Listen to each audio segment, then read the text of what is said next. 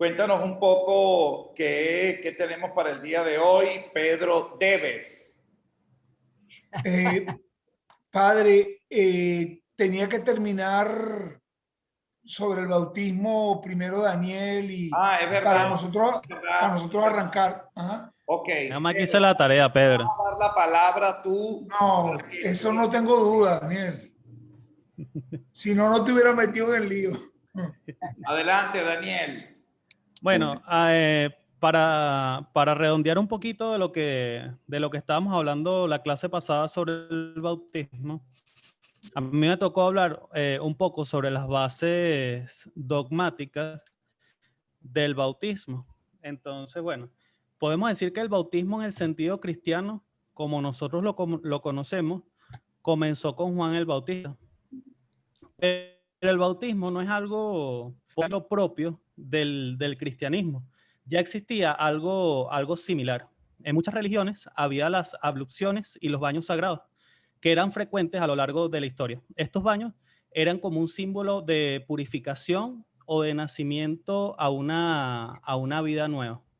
Estos ritos también se hacían con agua y se usaron, por ejemplo, como en Egipto, Babilonia y otras religiones. El rito, vamos a decir así, de inmersión en los ríos significaba borrar impurezas morales o rituales. En el Antiguo Testamento tenemos, vamos a decir así, indicios de estas prácticas de inmersión, pero era para una purificación más del tipo legal o ritual, por así decirlo.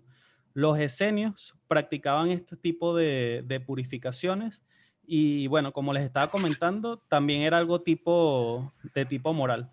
El bautismo de Juan, que es donde, vamos a decir así, empieza el bautismo, por así decirlo, realmente cristiano o prefigurado, era algo más que meterse en el agua y, vamos a decir así, limpiarse de algo, de una suciedad.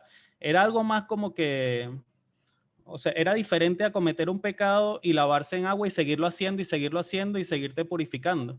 Era más como un tipo de arrepentimiento, ¿ok? Y de nacer a una vida nueva. Es una prefiguración porque él mismo decía, bueno, yo los bautizo con agua, pero el que viene los bautizará con fuego, el Espíritu Santo, ¿ok?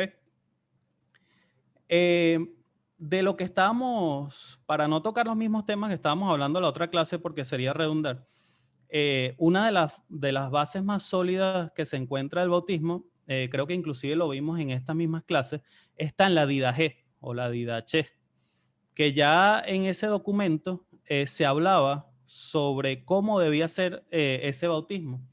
Lo conversábamos en las clases pasadas, oye, pero ¿por qué nosotros los católicos bautizamos por aspersión y otros grupos protestantes dicen que ese bautismo no sirve, que tiene que ser en inmersión, que tiene que ser en un río? Bueno, eso no necesariamente es así y hay que irse un poquito a la historia, a los padres de la iglesia. En la Didache decía sobre el bautismo lo siguiente. Decía, acerca del bautismo, bautizad de esta manera. Dichas con anterioridad todas estas cosas, bautizad, y fíjense aquí la fórmula, en el nombre del Padre y del Hijo y del Espíritu Santo, en agua viva. Si no tienen agua viva, bautizar con otra agua. Si no pueden hacerlo con agua fría, hazlo con agua caliente. Si no tuvieses ni una ni otra, derrama agua en la cabeza 3 veces en el nombre del Padre, del Hijo y del Espíritu Santo. Antes del bautismo, ayunen el bautizante y el bautizado, algunos otros que puedan. Al bautizado, empero, le mandarás ayunar 1 o 2 días antes. Entonces, fíjense que aquí ya la Didache arroja mucha luz sobre esa antigua polémica. Bueno, no es tan antigua, también se viene hoy en día, relacionada a la fórmula bautismal. ¿Ok? La Didache habla en el nombre del Padre, del Hijo y del Espíritu Santo. Y bueno, es uno de los documentos, por así decirlo, más cercanos a Cristo que se tiene en registro, ¿no? Otra de las cosas que había investigado creo que lo había dicho Blanca, que era con respecto al bautismo de los niños. Que, oye, pero ¿por qué bautizamos a los niños si los niños, una de las condiciones fundamentales del bautismo es tener fe? Y estábamos todos de acuerdo en eso.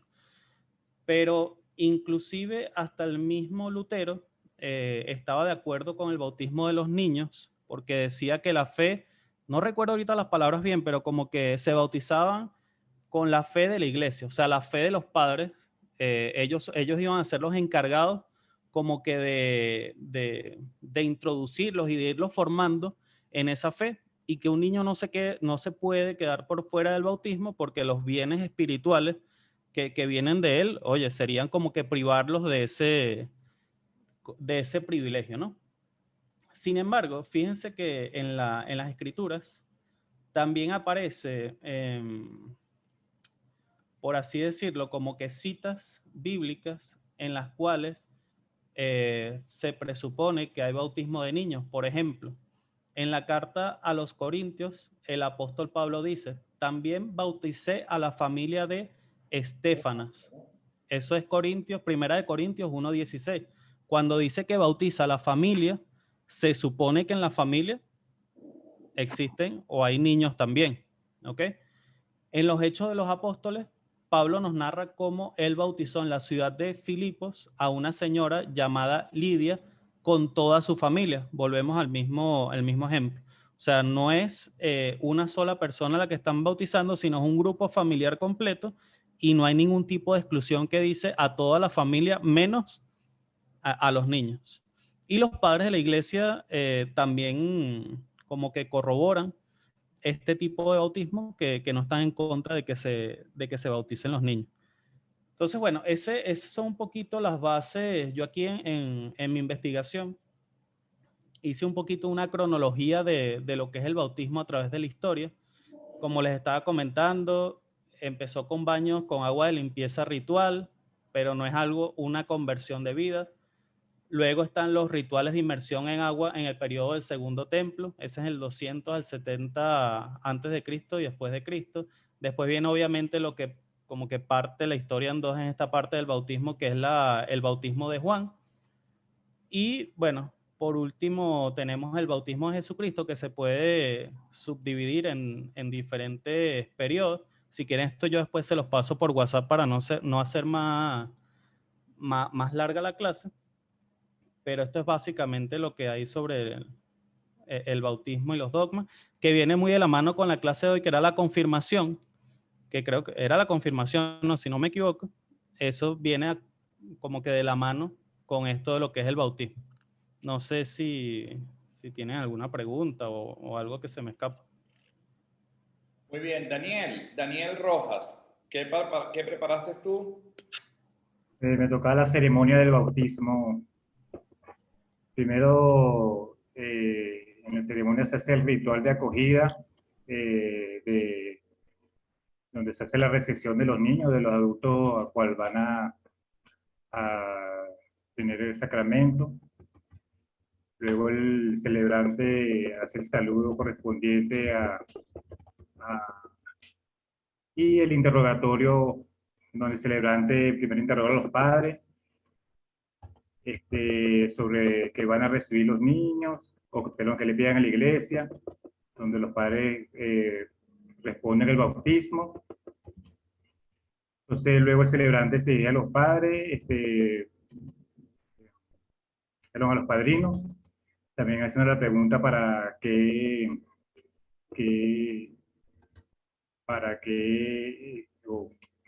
están dispuestos ellos para los ahijados. Luego el celebrante presenta a la comunidad cristiana a los futuros bautizados. Luego se hace la liturgia de la palabra, donde se hace una primera lectura, el salmo responsorial, el evangelio y luego la oración de los fieles. Luego se hace la letanía de los santos.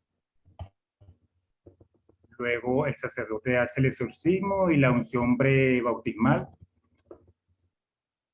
Posteriormente se hace la liturgia del sacramento, se hace la bendición, invocación a Dios sobre el agua, en el, el celebrante toca el agua con la mano derecha para la bendición de la misma. Luego se hace la renuncia y la profesión de la fe. Y se hace el bautismo de las personas, sumergiéndonos en el agua. Luego se hace la unción del Santo Crisma. En algunos casos se hace, o en algunas iglesias se hace la imposición de las vestiduras blancas, y luego se hace la entrega del cirio. Luego se hace la conclusión del rito y la bendición final a los que van a recibir el sacramento. Un resumen es larguísimo, ¿no? Porque incluye lo de las oraciones, también, como dijo el otro Daniel, no sé si pasarlo por el grupo para que tengan la información completa, porque es sumamente largo. Ok, ¿quién más faltó por exponer? De la clase Yo, pasada creo padre. que nadie más. Ah, tú, No, Sorina. es que es que a mí me faltó un pelín, sí, a mí me Dale, faltó, dale. porque a Daniel y a mí, hola, ¿cómo están? Es que llegué tarde porque estaba arreglando aquí un temita familiar, discúlpenme. Bueno, a Daniel y a mí nos tocó a los dos hablar pasa que yo no sé si Daniel habló todo lo que da fuente dogmática, ¿no? Yo voy a decir, yo no sé si lo agarré a mitad de camino, me dicen si lo estoy repitiendo, pero yo creo que hay una cosa importante aquí, que no sé si Daniel dijo, que es que por qué se hace la inmersión y la emersión del individuo en el agua. ¿Qué No, eso no, simboliza dilo. eso? No sé si Daniel Dilo, lo dijo. dilo. No, ok. Eso es, según lo que leí, lo que simboliza es la muerte, o sea que el niño o el individuo que va a ser bautizado cuando se llena de agua, o sea, cuando está debajo del agua, por eso es importante para todo en la época, como habló Daniel, que en los diferentes tiempos se bautizaba de diferente manera, o sea, se hacía la inmersión completa del cuerpo o de una parte del cuerpo, porque lo que decían era que esa inmersión lo que significaba era la muerte y la salida de ese individuo del agua era la resurrección de Jesucristo. Entonces el bautizado acompaña a Jesucristo en la muerte y en su resurrección. Entonces al principio lo que se hacía era bendecir el agua solamente y después lo que se hacía era que así se hacía la inmersión del cirio pascual dentro de la pila bautismal, ¿no? Es importante, esa parte me pareció de la inmersión y la emersión muy importante, además del carácter que el bautismo le administra al individuo, ¿no? Eh, lo de la Santísima Trinidad, que es lo importante, la invocación de la Santísima Trinidad. Y bueno, ahorita vamos a hablar que está de la confirmación, que está muy relacionada a través de los tiempos con el bautismo, porque como vamos a ver ahora cuando hablemos de la confirmación, antiguamente se bautizaba y se confirmaba a los individuos en un mismo momento. Eso fue variando en el tiempo, pero ese cambio, porque en principio la confirmación no se consideraba un sacramento per se, y en la medida que fue madurando, pues en los tiempos se fue separando la confirmación del pero básicamente lo que me pareció que Daniel no había mencionado era ese carácter indeleble que también lo hace la bautismo y que básicamente es asemejar la pasión de Cristo, que fue por lo que nosotros fuimos redimidos, la inmersión, acompañando y la emersión del agua.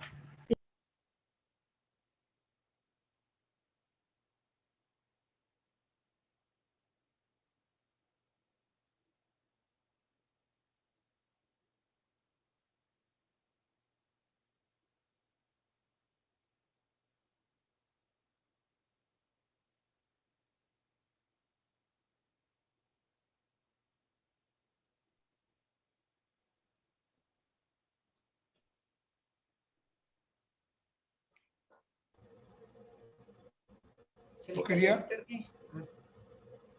Aló. Aló.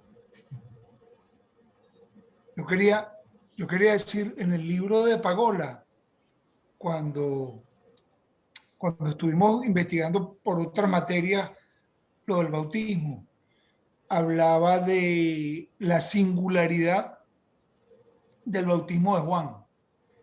Solo como dato curioso. En donde estaba el Qumran, los esenios practicaban realmente baños de purificación. Pero la singularidad del bautismo de Juan es, primero, Que era- esos baños de purificación lo hacía el individuo él mismo. Juan, lo singular de Juan es que él bautiza a otros con el agua. Lo segundo es que lo hace, como decía bien Daniel, lo hace para como arrepentimiento. La palabra arrepentimiento en el bautismo es un factor fundamental en el bautismo de Juan. Solamente esos dos datos. Muy bien.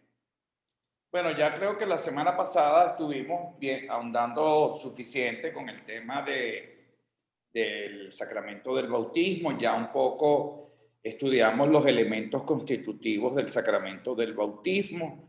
Habría que integrar un poco el tema del catecumenado dentro de la preparación al sacramento del bautismo. En algún momento, ¿sí me oyen? ¿Aló? Sí. Sí, sí, se escucha. Sí, lo escuchamos.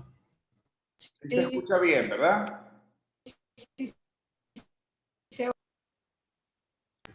Sí, Con el dedo. Se está deteniendo un poquito la imagen, sí. Bueno, entonces el sacramento del bautismo para nosotros es fundamental entender también los elementos ya constitutivos que creo que la semana pasada lo abordamos bastante bien y de manera muy completa. En segundo lugar, habíamos quedado en que el sacramento del bautismo, si bien es cierto que hay unos elementos que son fundamentales, esenciales en el sacramento, como son la fórmula trinitaria, la intención y el agua, no menos importantes dejan de ser, ¿aló? padre, se le tiene lo que habla. A ver, Sí, se le recorta. Debe ser el internet que lo...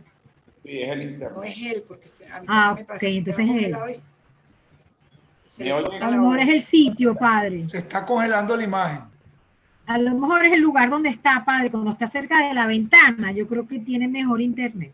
Es un desastre. Voy. No sé, me parece. ¿Y ahora me oyen? Sí, ¿Mejor o peor? Mejor. Pues, pareciera que mejor. Bueno, lo cambié una red por la otra. Bueno, les decía que lo que habíamos visto en la clase pasada, los tres elementos constitutivos, ya los estudiamos bastante bien, que es la intencionalidad, la fórmula trinitaria y el agua. Pero además habían elementos no menos importantes y muy enriquecedores que se celebran dentro de la liturgia del sacramento del bautismo. Y recordemos la incorporación a esa triple, a la triple, ¿ustedes oyen eso? Sí. Una española ahí. pues sí, lo escuchamos, ¿eh? Tienen Está ese- muy maja, está muy maja. Esa es Está muy maja esa Lesa, ¿eh? Muy maja. esa letra. Entonces le decía que hay elementos no menos importantes como lo son bueno, la incorporación al pueblo sacerdotal en el sacerdocio común de los fieles, en el pueblo real, en esa dimensión, digamos, que participamos todos de esa realeza que venimos configurados por la propia fe. Y además, un elemento también hermoso que es el profético, ¿no? Anunciar, denunciar y congregar dentro del pueblo de Dios. Entonces, esos puntos a veces no se estudian con la profundidad y esos elementos tan maravillosos que es configurarse a esa triple realidad y que muchas veces simple y llanamente nos quedamos en la incorporación a la iglesia, en la incorporación a, digamos, a la configuración misma de Dios.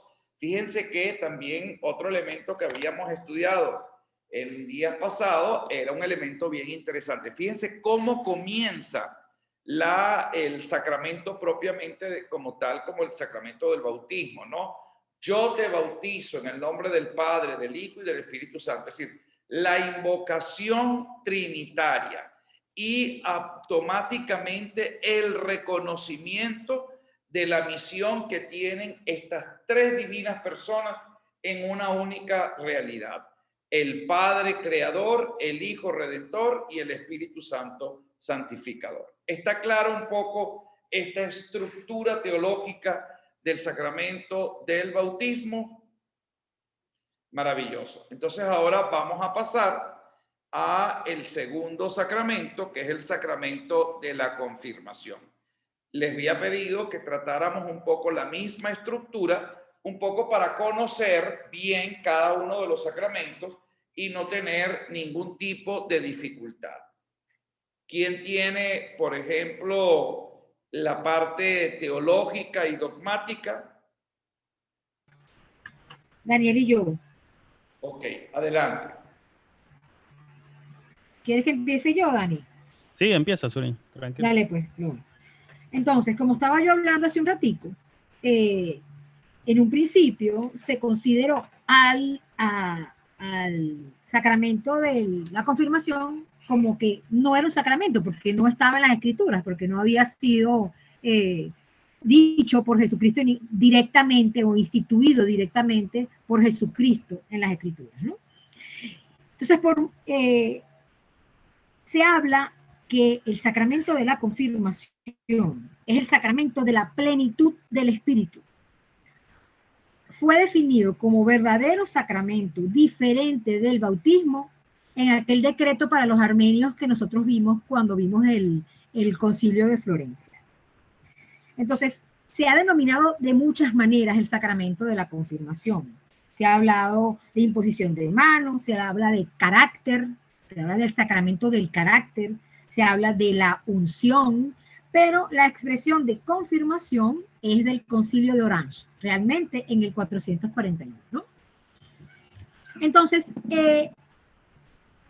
se habla de que Jesucristo confirmó las promesas del Antiguo Testamento sobre el Espíritu y prometió a sus discípulos que el Espíritu Santo como fundamento de nuestra vida. Entonces, ¿cuál es el signo externo del sacramento de la confirmación? Entonces, no existe realmente una definición expresa por parte de la Iglesia sobre el signo externo de la confirmación. Hay que entresacarlo de la fe de la Iglesia encarnada en la realización del sacramento, ¿no? En general, actualmente los teólogos enseñan que el signo externo de la confirmación consiste en la unción y en la comitante imposición de manos, así como en la oración que se dice cuando se hace todo lo demás. Hoy en día hay que considerar como signo esencial sacramental la imposición de manos unida a la consignatio, ¿no? O sea, la consignatio. Pues. ¿Cuáles son los efectos de la confirmación? Entonces, como ya habíamos hablado de la época de Santo Tomás, que es el rey, o sea, por excelencia, él y San Agustín, sobre los sacramentos. Como los sacramentos significan, o sea, el efecto es lo que significan. El efecto de la confirmación se puede colocar desde su signo. Simboliza ante todo estar poseído por Cristo y sellado con el Espíritu Santo. O sea, que esto no es como un paso más después del bautismo. Esto no es, como se decía antiguamente, que es como un anexo a la incorporación del individuo bautizado a la iglesia. No, esto no es la maduración del individuo que ya está bautizado y su incorporación a la iglesia. Más bien, la confirmación es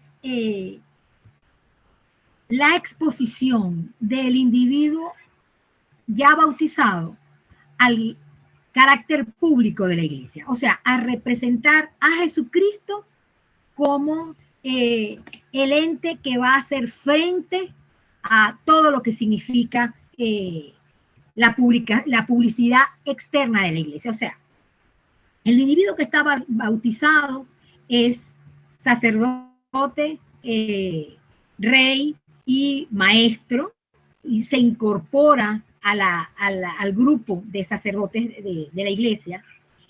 Y el individuo que es confirmado es un individuo que entonces ya acepta que debe defender a la iglesia públicamente. Y de hecho, la unción en la frente habla que como la frente es un sitio público, la mía más, porque soy muy frentona, pero la frente, como es un sitio público, habla que eso es simboliza esa exposición del cristiano ante, pues, el mundo externo, ¿no?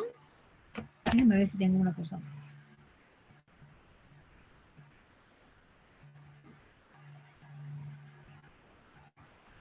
Dice, la madurez deparada al confirmado en su comunidad con Cristo le faculta y obliga a realizarla a la luz pública.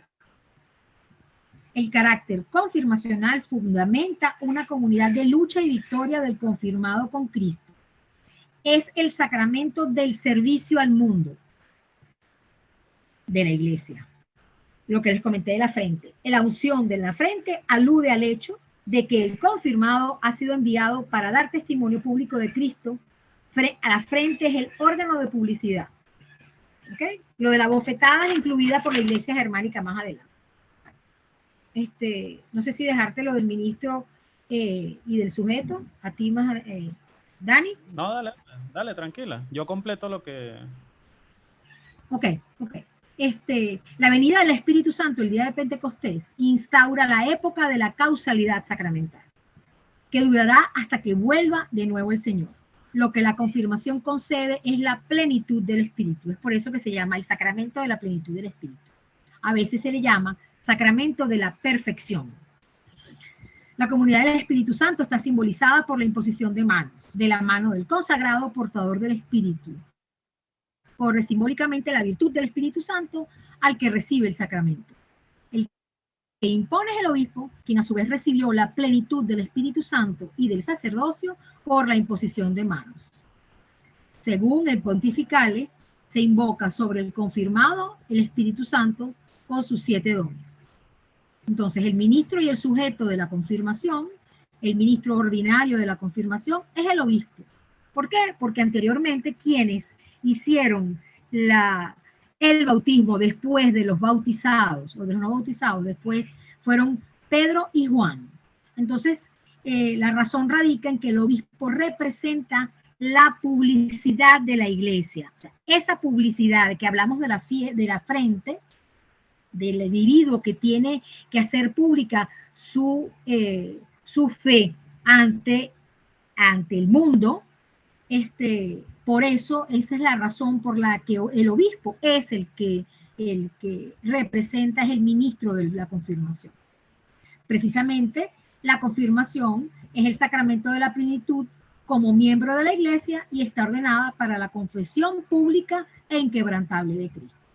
Puede haber, ya lo veremos, que me imagino que Blanca y Pedro hablarán de esto cuando hablen lo del código, que el ministro extraordinario de la confirmación es el sacerdote.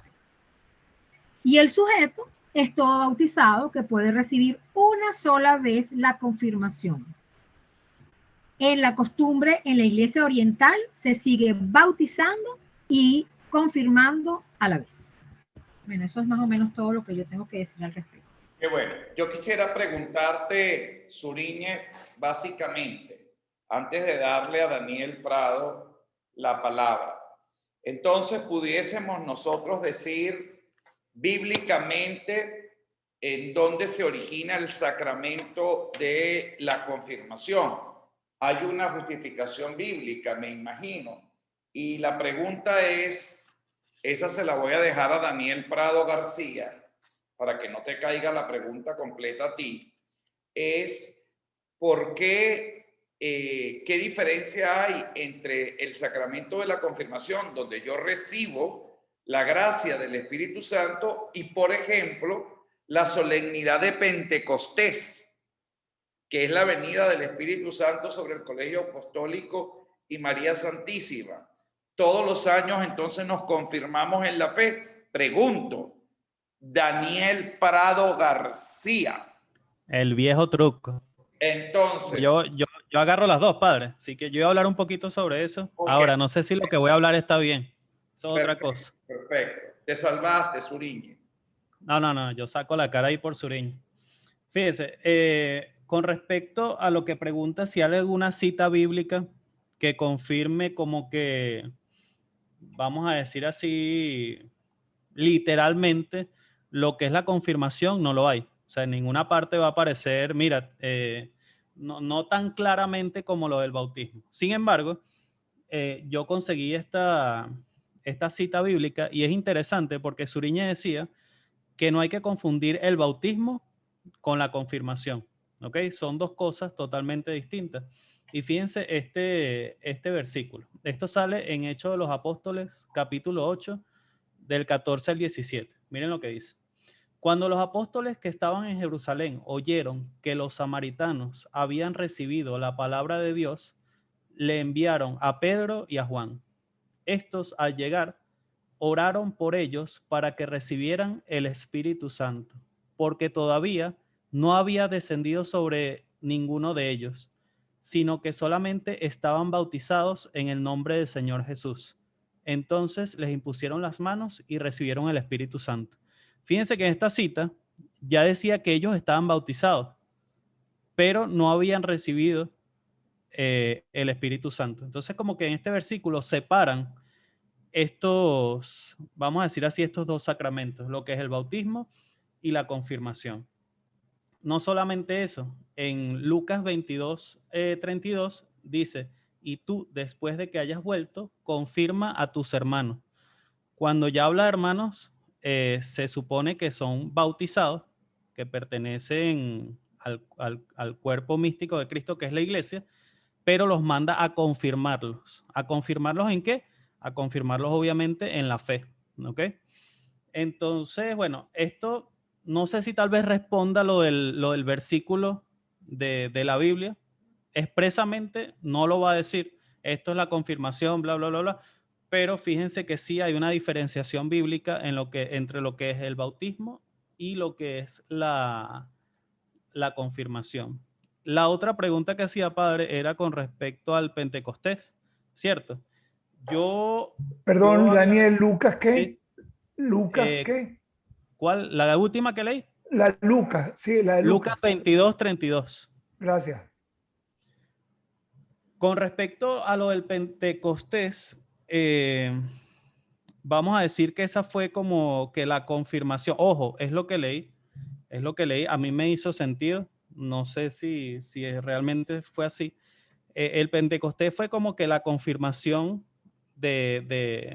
vamos a decir así, de los que estaban ahí en ese momento. Y la confirmación es como que nuestro Pentecostés personal, por así decirlo. No sé si esa es la similitud, no lo sé. Pero la confirmación, como decía Suriñe, se hace una sola vez.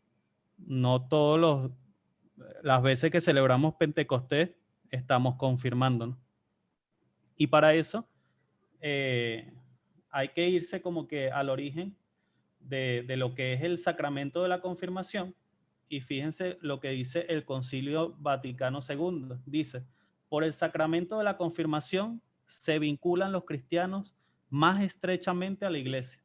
Se enriquecen con una fuerza especial del Espíritu Santo y con ello quedan obligados más estrictamente a difundir y defender la fe como verdaderos testigos de Cristo, por la palabra juntamente con las obras. Fíjense que esta confirmación lo que lleva es a compenetrarnos más con la iglesia. Más que todo, yo lo veo como que un llamado a la acción, como que es una madurez de nuestra fe, una madurez en la espiritualidad, y a partir de ahí, como quien dice, somos la luz ante el mundo. O sea, tenemos que demostrar, no tanto de palabras, sino también con las obras, qué es ser un cristiano. Para mí, este sacramento, bueno, como les dije, es un llamado a la acción. No sé si con eso, padre, queda respondida a las preguntas. Tengo otras cositas aquí, Sí. pero no sé si... La materia y la forma, tú que hablas de la estructura dogmática, ¿cuál es? Bueno, ya, ahorita voy con eso. Déjenme decir unas cositas aquí para no perder como que el hilo de esto y ya se lo digo. Vale. Ok, perfecto. Fíjense. Otra de las cosas que a mí siempre me gusta buscar es como que los orígenes dentro de los padres de la iglesia. A mí siempre me parece que siempre es bueno irse al origen para ver cómo se celebraba o cómo se vivía esos sacramentos en esas épocas, ¿no? Obviamente no significa porque lo que estemos haciendo ahorita está mal, sino que siempre es bueno ver cómo se originó todo, ¿no? Entonces, fíjense, ¿qué dicen los padres de la iglesia acerca del sacramento de la confirmación? San Cipriano de Cartago nos dice: fue muy claro a distinguir un doble sacramento, ya que el bautismo confiere vida espiritual, la confirmación confiere dones, que es lo que había mencionado Suriña, para afrontar esa nueva vida. Y adicionalmente explica, esto ocurre hoy también entre nosotros. A aquellos que han sido bautizados en la iglesia se les conduce a los prepósitos de la iglesia, esos son los obispos, y por nuestra oración y nuestra imposición de manos reciben el Espíritu Santo y son consumados por el sello del Señor. Tertuliano dice o considera el bautismo como una preparación a recibir al Espíritu Santo. Dice, no es que hayamos recibido en el agua al Espíritu Santo, sino que en el agua nos purificamos y disponemos para recibirlo. Esto va, fíjense que esto va de la mano con la cita bíblica que habíamos leído antes, de las personas que se habían bautizado, pero que no habían recibido el Espíritu Santo hasta que vino Pedro y le impuso las manos. Eso va de la mano con esa cita bíblica. Y también dice Tertuliano, después se imponen las manos, llamando e invitando al Espíritu Santo por medio de una bendición. Y bueno, vamos a decir que existen varias citas o varios sermones acerca de que habla acerca de esto de la confirmación y que obviamente hace una distinción entre el bautismo y la confirmación. Al otro que me había preguntado, padre, era la materia. Ajá, ¿cuál es la Pero materia? eso no sé si lo tienen. Eso no sé si lo tienen otro de mis compañeros. No sé si.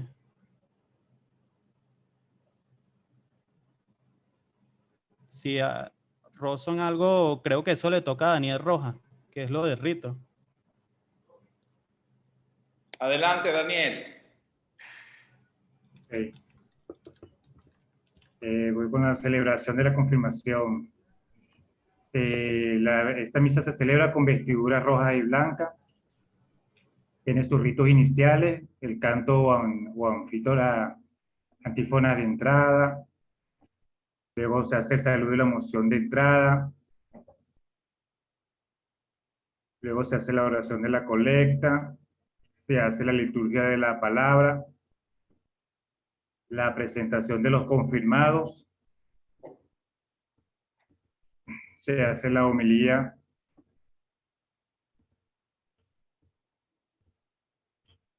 Luego se hace una fórmula conclusiva de esa homilía por parte del obispo. Se hace la renovación de las promesas del bautismo por parte de los confirmados, ¿no? se hace la celebración de la confirmación, que viene la imposición de las manos,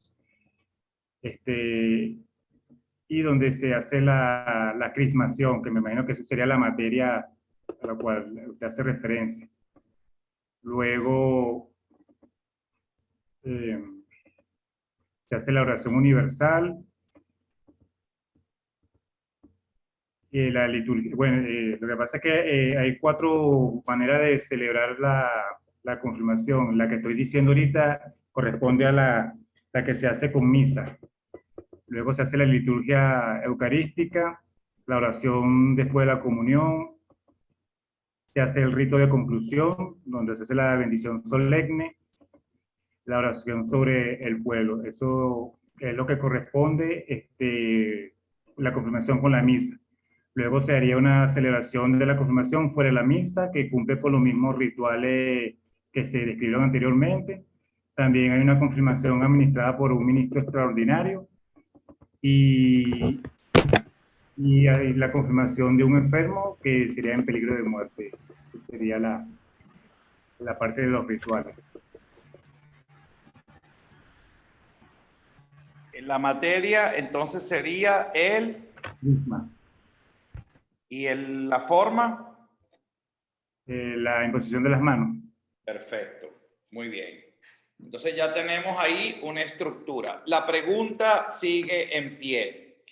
¿Por qué inicialmente hasta los años 60, inicio de los 70, el bautismo y la confirmación prácticamente se recibían casi de manera conjunta? Es la primera reflexión que yo quisiera de alguna manera que pudiésemos hacer. Eso es una pregunta de examen. Se la estoy ya avisorando. Y quiero que me la respondan de la manera correcta. Primero con la formulación del problema y luego con la solución del problema. ¿Cómo resuelvo yo este asunto? ¿Por qué en las catedrales de todo el mundo se usaba, si el sacramento de la confirmación es para confirmar mi fe?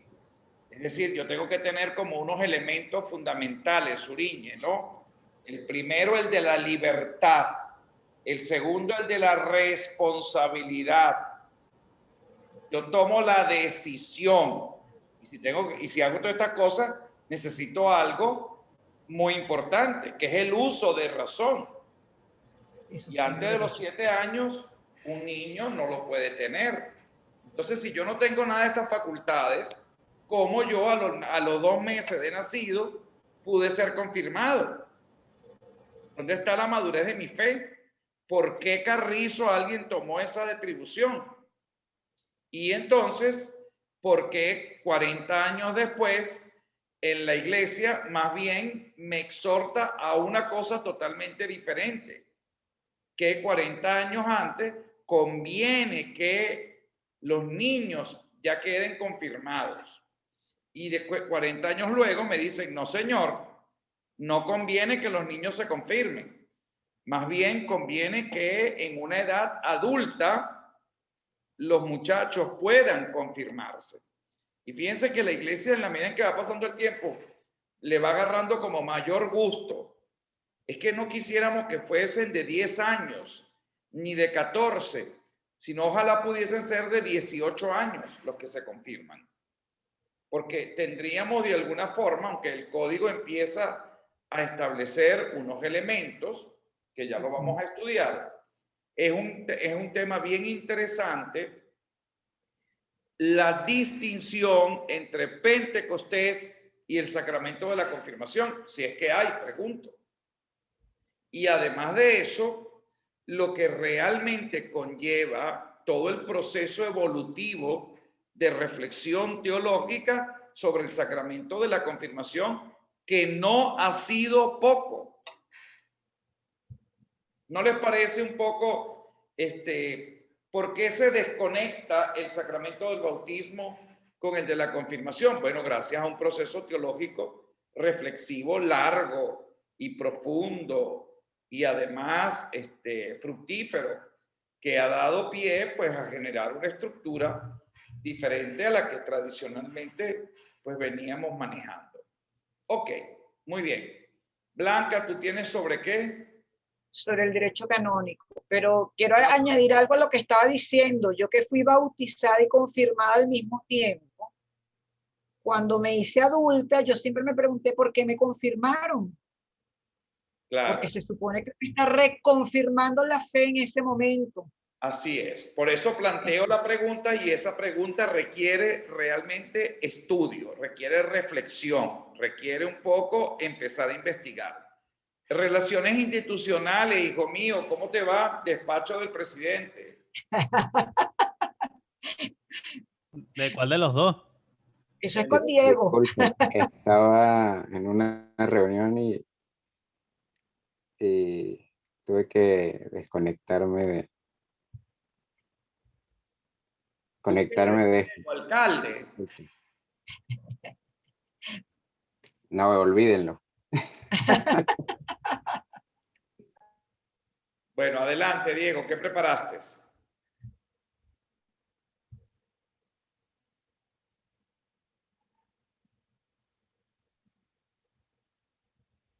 Diego. Prende el micrófono, Diego. Ok, no, o sea, lo que estaba diciendo es que estoy con el tema del bautismo, ¿no? Ok. Con el tema del bautismo en el concilio, que no pude estar en la clase pasada y bueno, estuve leyendo sobre el bautismo y sobre lo que es el bautismo en el Concilio Vaticano II y sobre la enseñanza conciliar.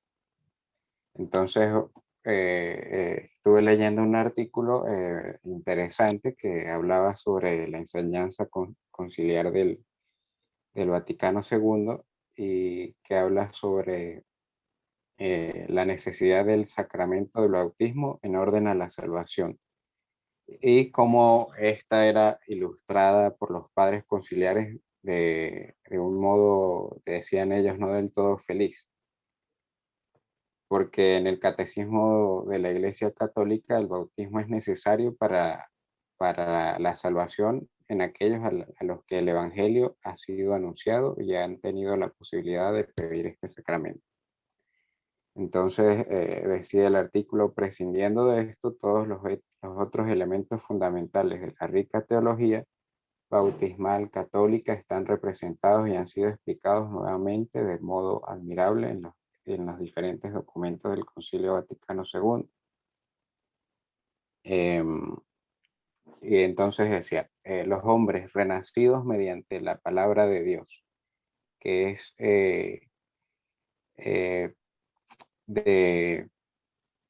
de uno de los documentos, regenerados por medio del bautismo en Cristo. Son introducidos en el pueblo de Dios, incorporados a la iglesia de la Lumen Gentium. Y una vez hecho miembro de la iglesia, el bautizado ya no se pertenece a sí mismo, sino a Jesucristo, pues con el sacramento del bautismo el hombre es verdaderamente incorporado a Cristo, crucificado y glorificado. Este ser está configurado con Cristo, que lo dice la misma Lumen Gentium en el numeral 7. Y a través del bautismo no solo se purifica de todos los pecados, sino que hace también del neófito una nueva criatura. Recordando lo que es Corintios 5:17, la segunda carta, con una dignidad y personalidad jurídicas propias, común a todos los fieles. Cuando habla de personalidad jurídica, hace referencia también a lo que es el derecho canónico y articulada en una serie de derechos y deberes siguiendo el principio fundamental de que en la Iglesia hay diversidad de ministerios, pero unidad de misión. El sacramento del bautismo es al mismo tiempo el elemento constitutivo indispensable del vínculo sacramental de la unidad, aunque por sí mismo es solo un principio y un comienzo, porque todo él tiende a conseguir la plenitud en la vida en Cristo. Y por consiguiente se ordena a la profesión íntegra de la fe y a la íntegra incorporación de la comunión eucarística. Y por último, pues el sacramento del bautismo imprime en los fieles un carácter sacramental que es indeleble. O sea, nadie nos puede quitar el bautismo, nadie lo puede borrar. Yo creo que es una de las diferencias, por ejemplo, del, del bautismo con respecto al sacramento del matrimonio, que por ejemplo, el sacramento del matrimonio es indisoluble, pero el del bautismo es indeleble, que los destina a celebrar el culto de la religión cristiana y a ejercer el sacerdocio común, esto es, aquel sacerdocio santo que permite ofrecer todas las actividades humanas del cristiano como sacrificios espirituales y anunciar el poder de aquel que los llamó de las tinieblas a su admirable luz. Entonces, también me llamó mucho la atención una audiencia general de Juan Pablo II, en la que también hace referencia a lo que es el bautismo en la iglesia y cómo el concilio, pues, a través de la Lumen Gentium, pues va iluminando lo que es el carácter sagrado y orgánicamente, vamos a decirlo así, estructurado de la comunidad sacerdotal. Y él habla de que a través de este carácter sagrado y de que de esta estructura pues se actualiza por los sacramentos y por las virtudes del cristiano. Y también que el ejercicio del sacerdocio universal por el que estamos, el que nos confiere el bautismo, se haya ligado a los sacramentos y este pues desempeña un papel fundamental en la vida cristiana. Y él habla de que el concilio pues asocia los sacramentos y las virtudes. Entonces, que esta asociación significa o indica que la vida sacramental no puede reducirse a un conjunto de palabras y de gestos rituales, sino que son expresiones de fe y de esperanza y caridad, es decir, las virtudes teologales. Y por otra parte, pues subraya que el desarrollo de esas virtudes y de todas las demás en la vida cristiana es suscitado por los sacramentos, es decir, que una se alimenta de la otra, tanto las virtudes como los sacramentos, pues se van, por decirlo así, como que interactuando y compartiendo una de la otra. Que también dice pues que según la concepción de nosotros los católicos, pues el culto sacramental tiene su prolongación natural en el florecimiento de la vida cristiana y que también los fieles incorporados a la iglesia por el bautismo quedan destinados por el carácter al culto de la religión cristiana y regenerados como hijos de Dios, están obligados a confesar delante de los hombres la fe que recibieron de Dios mediante la iglesia, que es parte del numeral 11 también de la Lumen Gentium. Entonces, claro, es mucho más amplio el tema del bautismo, ¿no? Pero sí existe pues un gran vínculo entre la vida, entre la unidad y lo que es lo sacramental, entre lo que es la regeneración o el nacimiento a una nueva vida y el bautismo. Entonces, no sé si hay alguna pregunta. Muy bien, Diego. Diego, maravilloso. Sigamos ahora entonces con el sacramento de la confirmación. Adelante, Suriñe, ¿cuál es tu tema? Y Daniel. Voy, que me toca a mí lo del derecho Dale, ya canónico. hablamos. Dale, Blanca. Ya los demás hablaron, faltamos Pedro y yo. Bueno, nosotros nos toca hablar sobre el derecho canónico, sobre la confirmación. Estos van desde el canon 879 al 896. Yo voy a hablar de los dos primeros capítulos.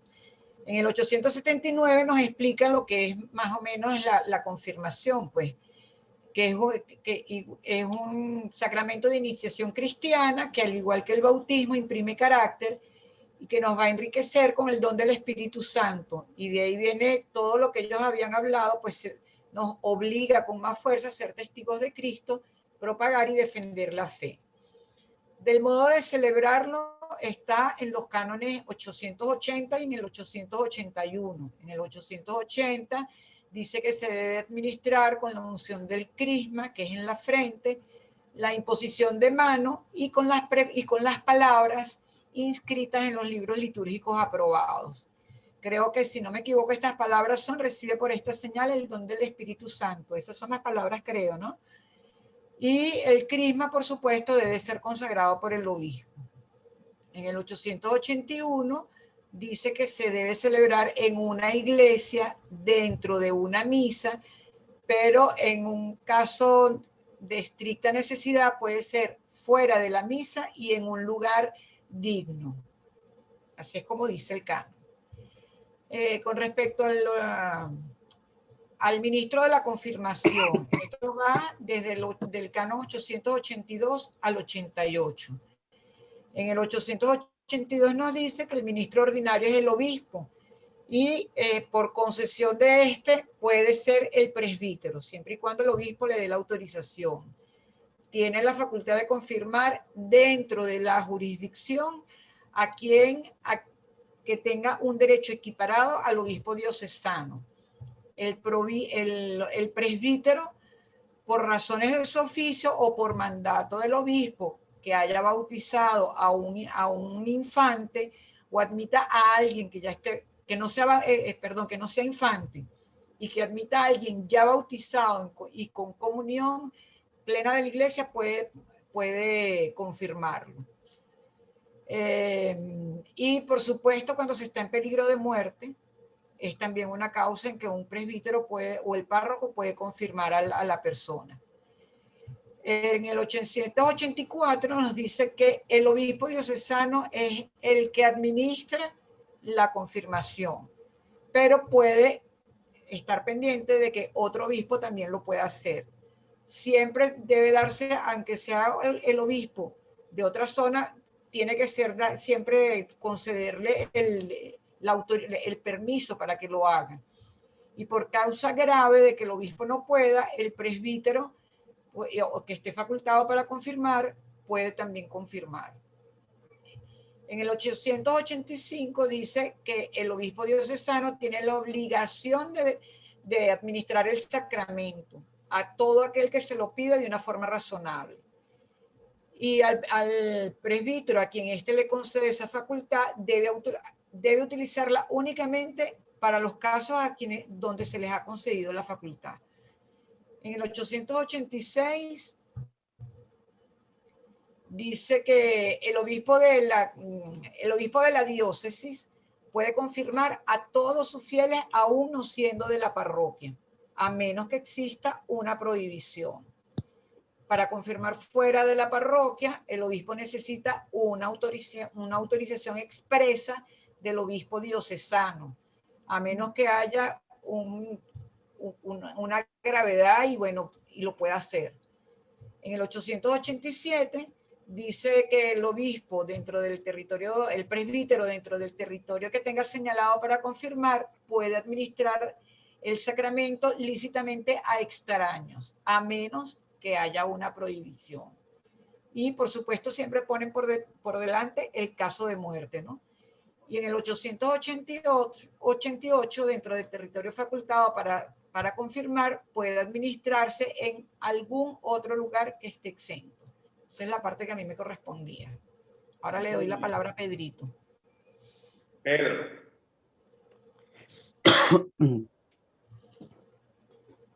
Bueno, capítulo 3 de los que van a ser confirmados. Y creo que aquí viene lo de la respuesta de por qué hace 40 años se hacían conjuntamente bautizo y confirmación y ahora no. De los que van a ser confirmados, solo los bautizados aún no confirmados, fuera de peligro de muerte. Para recibir lícitamente la confirmación, se requiere que se goce de uso de razón, y ya el padre ha aclarado que más de 7 años. Que esté convenientemente instruido, que esté bien dispuesto y que pueda renovar las promesas del bautismo. Entonces, condiciones para poder ser confirmado. 889 del Código Canónico.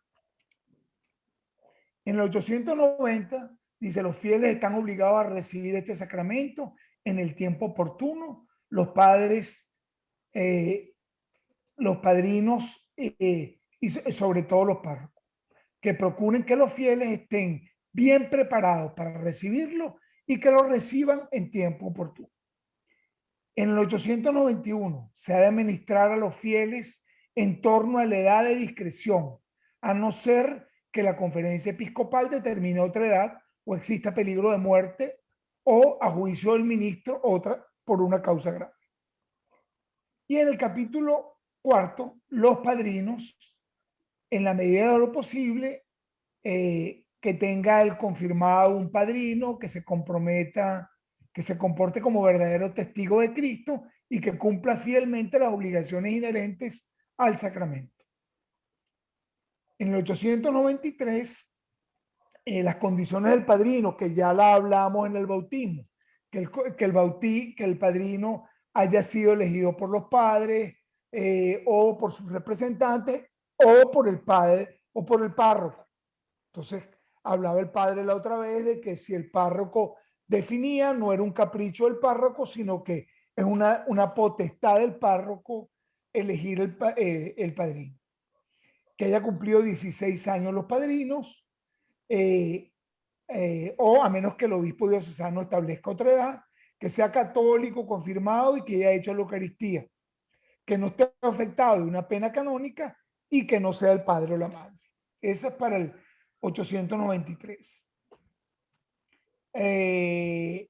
Y en el capítulo 5, que es el 894 y el 895, para aprobar la administración de la confirmación del bautismo, se basan en el 876, que no haya sido una causa de perjuicio a madre, a nadie, que baste solo la declaración de un testigo inmune de toda sospecha o bajo el juramento del bautizado si el sacramento se recibió cuando era adulto. Y en el 895 debe inscribirse el nombre de los debe inscribirse el nombre de los confirmados, que sea el nombre del padrino, el nombre del párroco, debidamente en el lugar donde fue realizado. Pero creo que el más importante es el 889, donde dadas las características de quien debe ser confirmado. Se finí. Muy bien. Fíjense que... Padre, un momento. Padre, un segundo. Un momento que le voy a decir algo porque yo conseguí una cosa y lo tenía aquí guardado. Dice aquí lo siguiente. Como no hay que entender los testimonios acerca de los efectos de la confirmación como si el Espíritu Santo se diera por primera vez en este sacramento. Ya en el bautismo se da. Bautismo y confirmación están relacionados entre sí, no a la manera como Pascua y Pentecostés, en el sentido de que el bautismo fuera participación en el misterio pascual, en la vida de Cristo resucitado, y la confirmación en el misterio de Pentecostés, en la vida del Espíritu Santo. Más bien, están todos los sacramentos bajo el signo de Pascua y Pentecostés. La venida del Espíritu Santo, el día de Pentecostés, instaura la época de la causalidad sacramental, que durará hasta que vuelva de nuevo el Señor. Lo que la confirmación concede es la plenitud del Espíritu. Por esto, los padres la llaman no pocas veces sacramento de la perfección. ¿Eso más o menos sí o más o menos no? Eso más o menos sí, es una reflexión que hay mucha tela todavía que cortar, porque definitivamente tampoco es la palabra de Dios la que se nos está comunicando. ¿Qué quiere decir esto?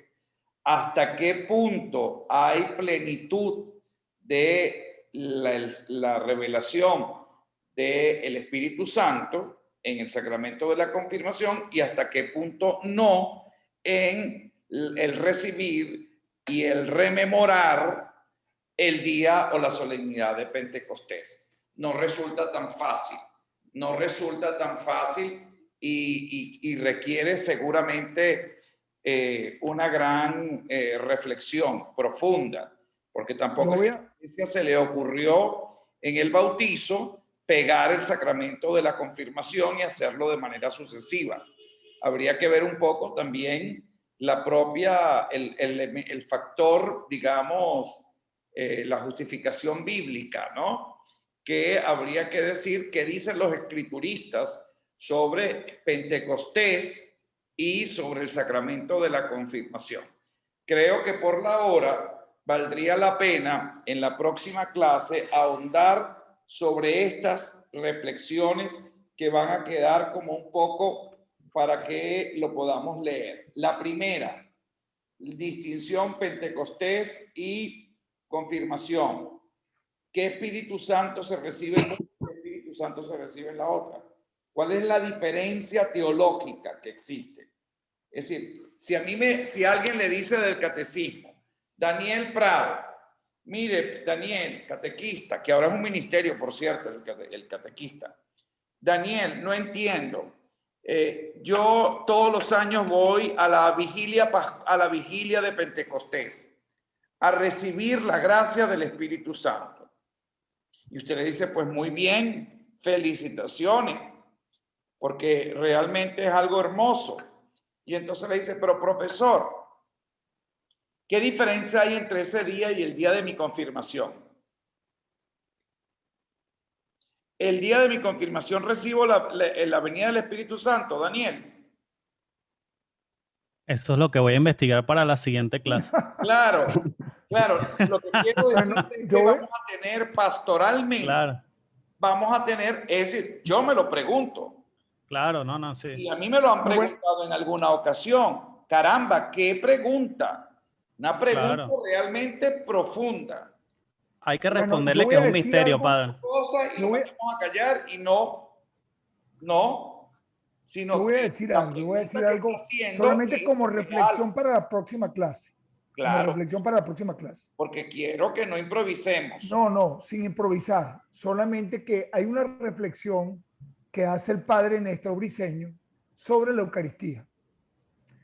Y pregunta siempre, ¿cuántas Eucaristías se celebran? Y él dice, una sola.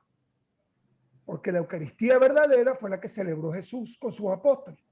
Todos los demás actos eucarísticos lo que hacen es evocar y conmemorar, traer al cristiano a esa Eucaristía inicial.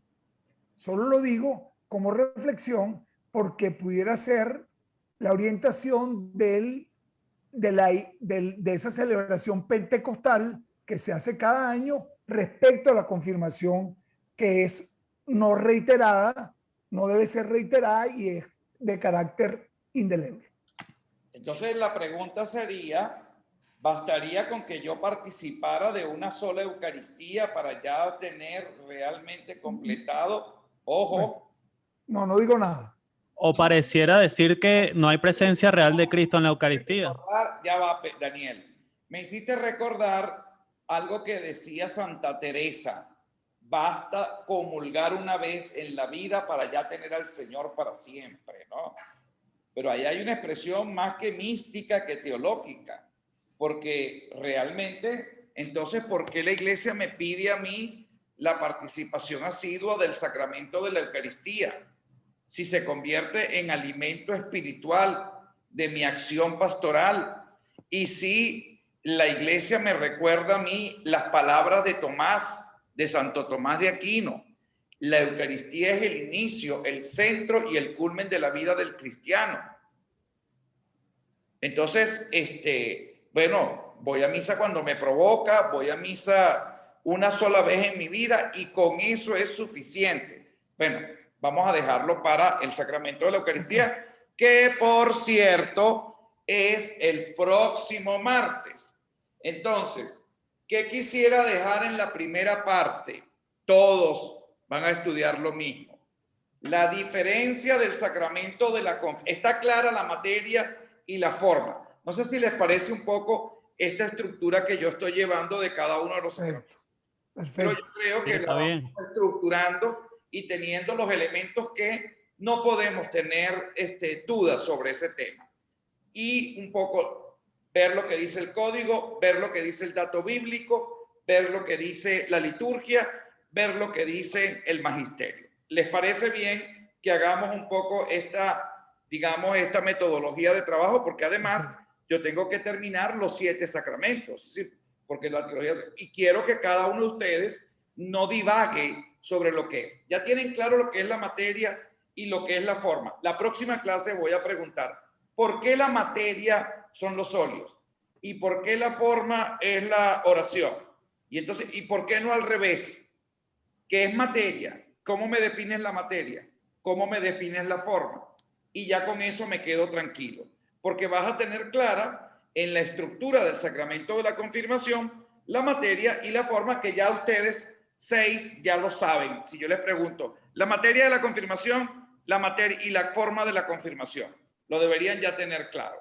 La segunda cosa que quisiera que tuviesen claro también es, y ahí es donde empieza la cosa a ponerse complicada: diferénciame, por favor, la venida del Espíritu Santo de Pentecostés con el sacramento de la confirmación. ¿Qué diferencia tienes cuando Pedro Debes todos los años va a la vigilia de Pentecostés?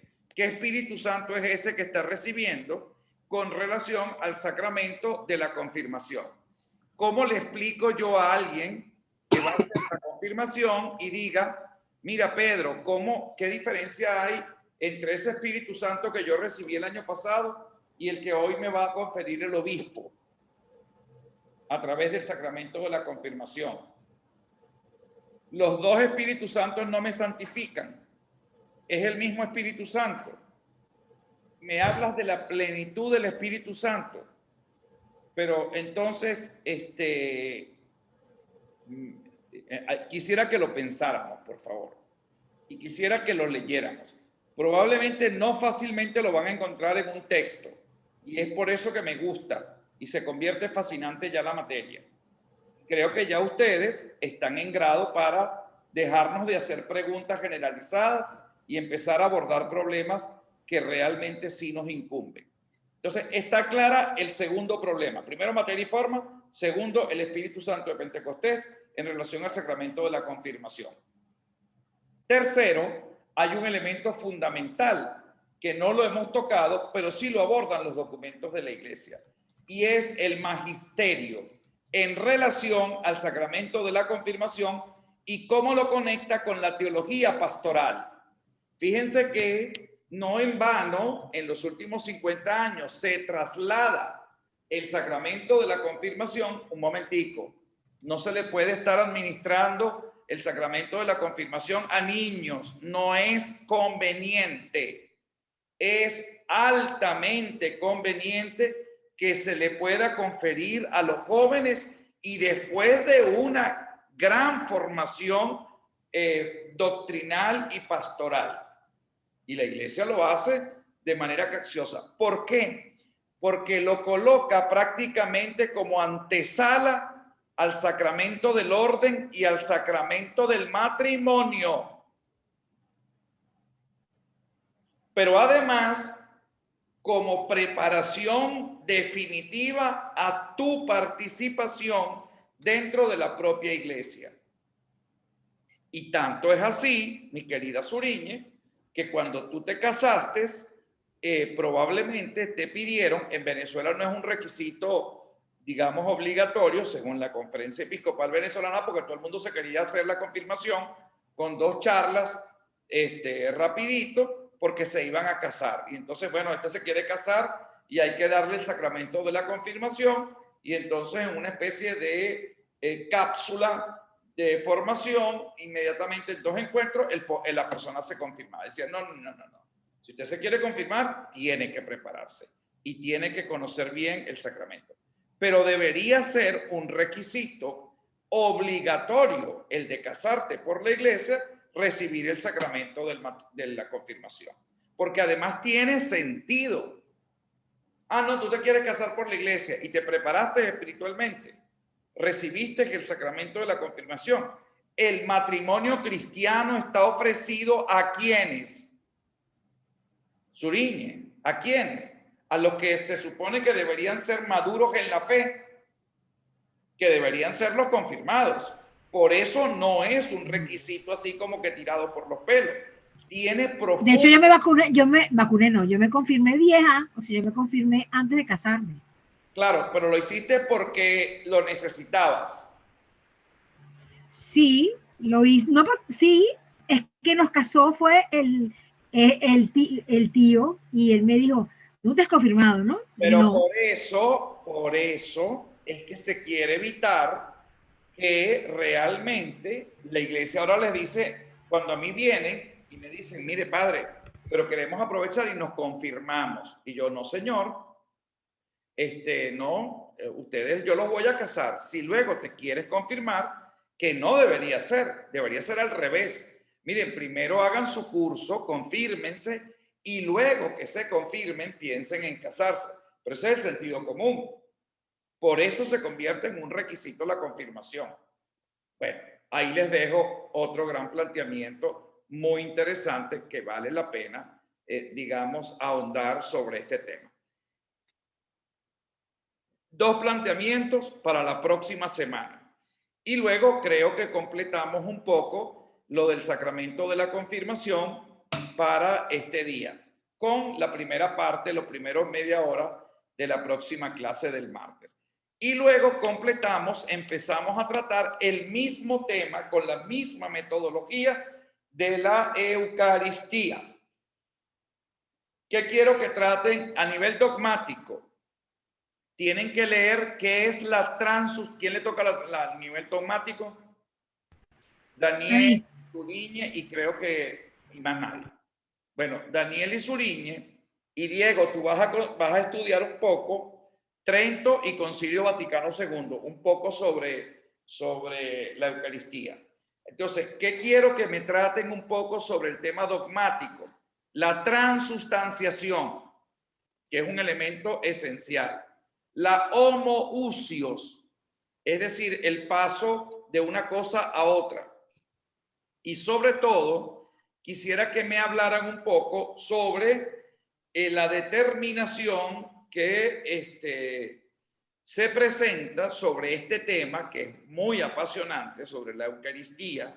Fíjense que hay una expresión hermosa, la Eucaristía hacia la Iglesia y la Iglesia hacia la Eucaristía, de von Balthasar, este gran teólogo que hace una reflexión teológica de la Eucaristía de las más hermosas y potentes que uno pudiese escuchar, y como todo lo que hemos venido conociendo dentro de la propia estructura se origina un poco también en la teología de Santo Tomás, que fue un poco el que le puso, digamos, a todo esto un proceso profundamente reflexivo que nos permita anclarnos sin divagar y no convertir eso en un acto de magia o en un acto supersticioso, sino en un acto que tiene una lógica y un sentido, lo que realmente se celebra o se rememora. Entonces, bueno, la primera parte de todo esto estaría prácticamente centrada en lo que acabo de decir para completar el sacramento de la confirmación y pasaríamos al sacramento de la Eucaristía. Bueno, ya se me está haciendo la hora para irme a la misa. Muchísimas gracias.